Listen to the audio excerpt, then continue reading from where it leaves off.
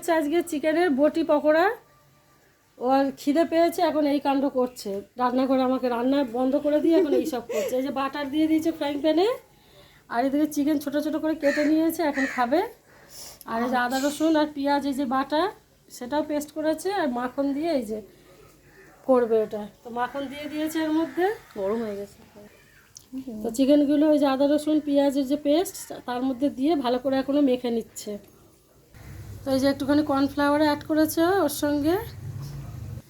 তো এই যে মেখে নিয়েছে, মাখা কমপ্লিট হয়ে গেছে। এবারে একে একে সব ফ্রাইং প্যানেও ভাজবে।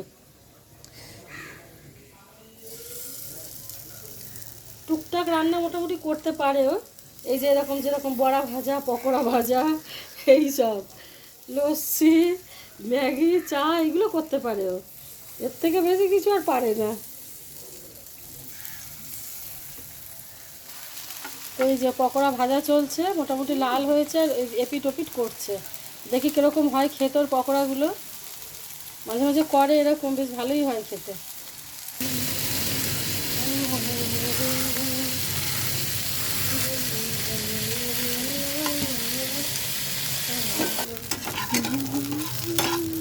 তোর সঙ্গে ঘেটে দেবো। ঘাটবে না, ওটা বড়া ভাজা হয়ে গেছে অলরেডি। তো এই যে সুইটির বড়া ভাজা বলুন, পকোড়া ভাজা বলুন, পুরোটাই রেডি। তো এবারে খাবার পালা আমাদের।